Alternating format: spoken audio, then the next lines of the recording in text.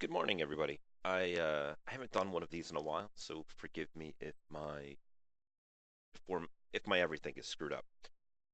On the Shadowrun subreddit, there was a gentleman, I believe it was Stallington, who posted a situation he had got in where one of his adepts had upset a Vori restaurant tour cookie guy. Said Blade adept had a bit of a cooking backstory and stuff, and he wanted to do a thing where the Vori guy that he had offended threw down and wanted to settle this cook to cook. And I was like, that sounds awesome.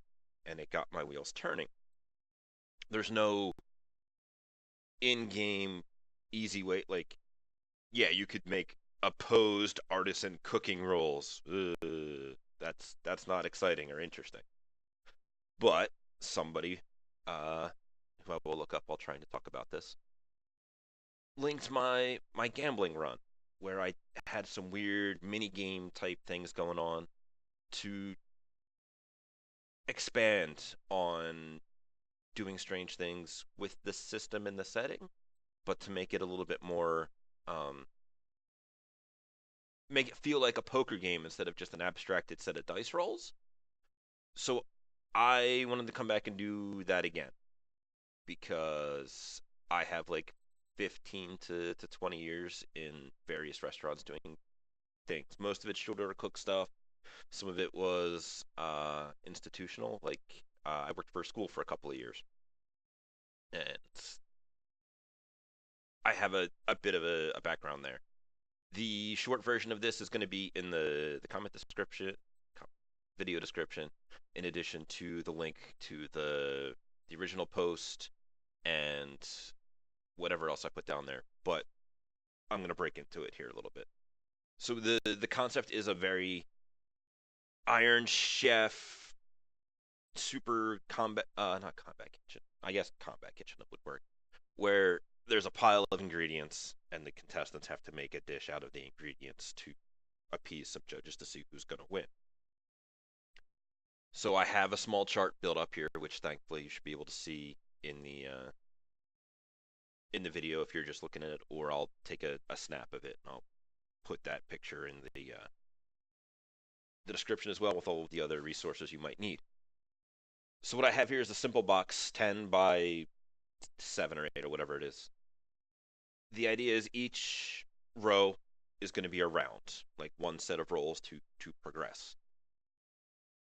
Over the shows and all of the other competitive kitchen things are over like an hour. By all means, make this as many over as long a time as you like, as many intervals as you want, and even take as many different hits as you want to increase. I'm thinking probably like 3 or 4 to fill a block, just to kind of um, draw it out. That means you'll need like 30 hits total um, to get all the way through it. Actually, now that I'm thinking about 30, that might be a little, maybe 2. That makes it a nice 20. Um, so to start with the basic rules, there's a composure test every round. Because those of you who have cooked before know that having a bunch of things going at the same time can be a little hectic, so you got to keep your cool. The threshold for said composure test is how many dishes you have going. The hope here that I should have actually skipped over um, is that you get all of your bars here to the top at about the same time, so that you have an entire meal to present before the judges. You have a dessert, an appetizer, your main course, and your 2 sides. It doesn't really matter what the actual food themselves is, because in the sixth world, I have no idea what they would use in this kind of stuff. They have awakened critters here, they have strange things over there, and it'll depend upon your judges. Um, so going back into it, you have to keep your cool. So you have one thing going, yeah, nice, easy, everything's under control. Um, and then you're going to need to do a uh, damn it.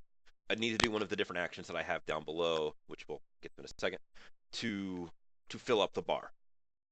Can't choose the same action for the same dish twice, because no matter how many times you want to sit there and chop vegetables, it's not actually going to progress whatever it is that you're trying to make. Um, some actions have additional specifications. We'll get to those on the bottom, and then the about the hits. So I wrote up some special actions here. It's the first one is the keep your cool. Roll your composure test versus the number of dishes you have going.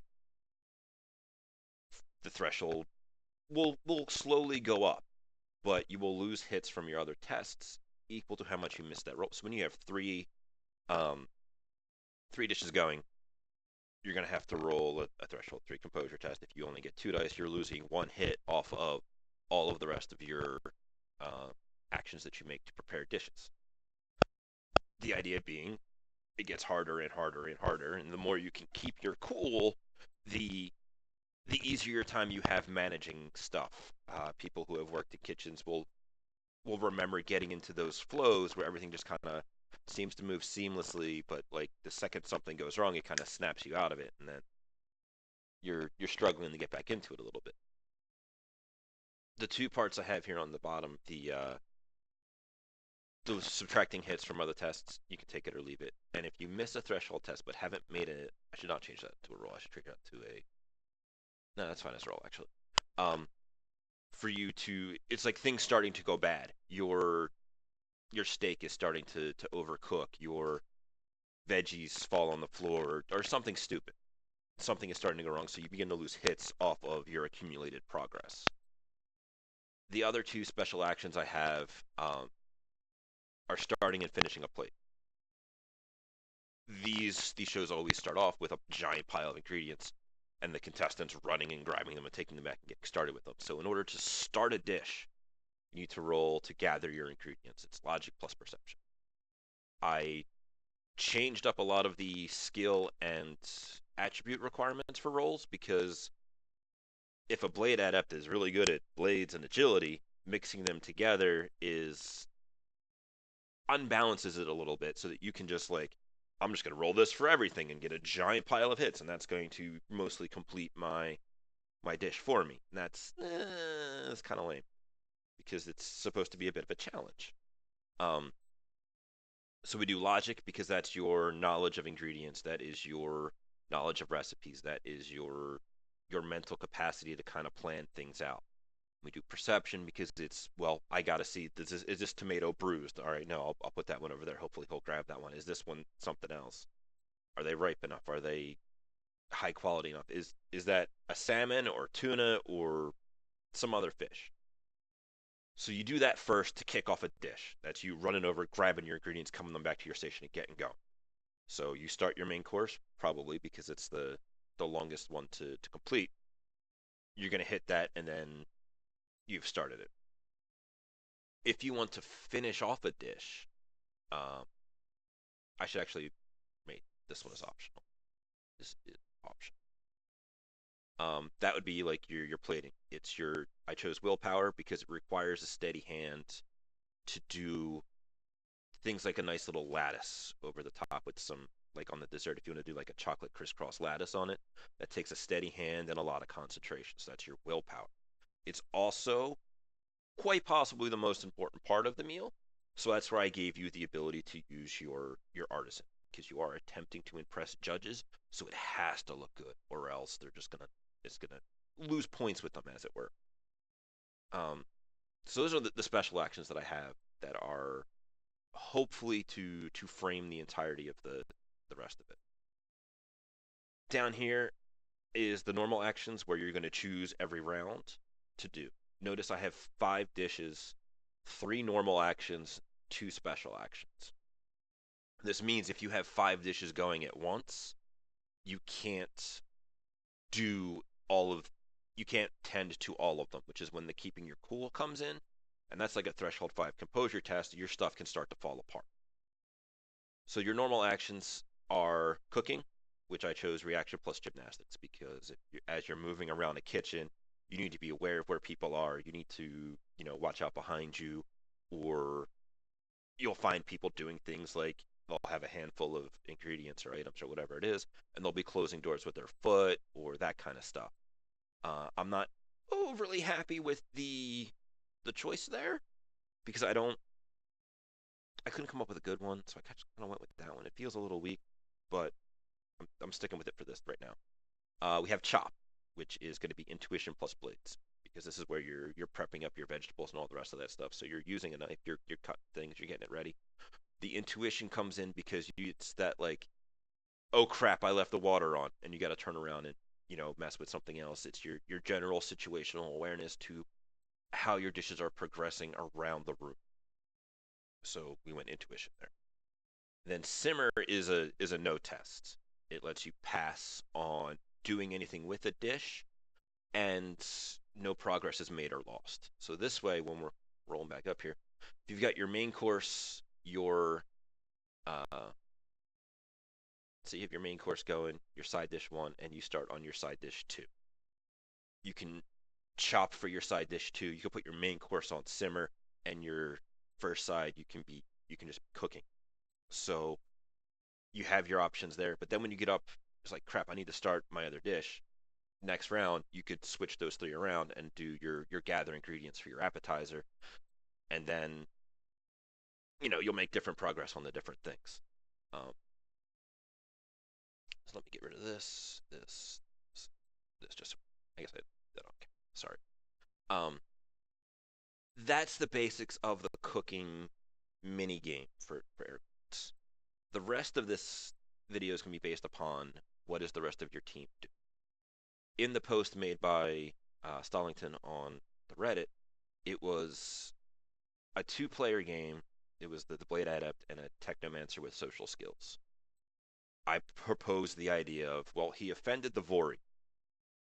The Vori, some like lower lieutenants are going to get a meeting going together, and they're going to have a Yakuza and a Mafia goon there. Like similarly, not like important guys, but like guys that are um, established enough that you can have that they'll have goons with them. So you'll have a whole bunch of goons there to um, keep the peace, as it were. Like this is a meeting for them to solve business. The other business of the Vori cook versus the runner, that's their business. That's whatever. The hitch in this is obviously the Vori guy is going to vote for the Vori guy's dish to be better because there's allegiances there. The other side of things is the Yakuza and the Mafia guy. Well, we don't really know how they go. They may be in talks with the Vori about business, and maybe if during that talk about business, the Mafia guy gets a little upset with the Vori guy, well, he might vote against the Vori guy just as spite. The other side of this is the technological side. Well, let me before I go into that, let me just push that away. Um, so you have an avenue there for your social folks to attempt to manipulate the vote, find out some information, maybe like find out that the Yakuza guy is really into fish. So we didn't really touch on the ingredients in the actual dishes because it doesn't really matter.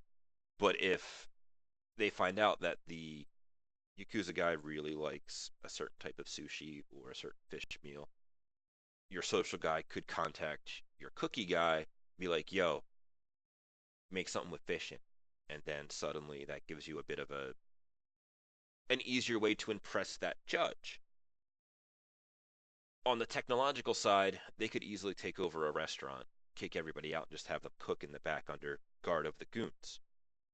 All of that cooking gear is going to be slaved to the host. So your tech guy can easily come in there, and maybe this gives you some bonus actions. Maybe he can do um, a test to. Sorry, my headset cut off again. Maybe he can do a test to take over cooking one of the dishes, like he's in the back and he's monitoring the heat on an electric stove or something like that. So he could keep your cook from actually losing hits off of one of his dishes. He could also try and sabotage the other guy's dishes a little bit. Maybe he kills the power on one of their burners on their stove, and he doesn't make progress in one of his dishes because oh shit, the burner went off. I got to reset it. Um, that kind of stuff. If you have another uh, physically capable person, maybe like a street Sam kind, you could make him an assistant in helping the guy cook. do not necessarily an assist test, but maybe he could take over one of the actions that he could do. Um, maybe in this situation, the Blades Adept isn't too good at reaction because reaction is kind of a dump stat ish in fifth edition. But your Street Sam is really good at reaction, really good at gymnastics. Maybe he could do the actual that kind of cooking stuff. Maybe he can just kind of because like he's a big meathead. He's a muscle headed dude. Maybe he can talk with some of the other goons, and he might not have the social skills, but he has that professional connection to them. Like I'm a big meathead who breaks legs for money. You're big meatheads that break legs for money, and they can get some of that kind of stuff going. He can find out more information that way. This is obviously in like weirdo wacky land as far as mechanics go because there's no uh, Iron Runner cooking battle in the rule book because why would that be a thing? So don't hang yourself up on the mechanics of like, oh well, you don't have the social dice. But if you as a big goon go talk to a big goon, you guys have stuff in common. Maybe you could roll like a charisma plus automatics or something as you guys start discussing guns. You guys could talk about security procedures. If you have a an organized crime knowledge, you guys can talk about that. Um, Magicians, if they're subtle, can also do some stuff.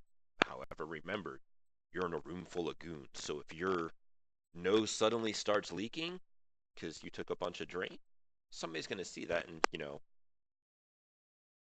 there will be unpleasant questions to be asked. You can almost assuredly have other magical bodyguard goons for these lieutenants because they're moderately important, but not super important. Um, could perhaps summon a low force fire.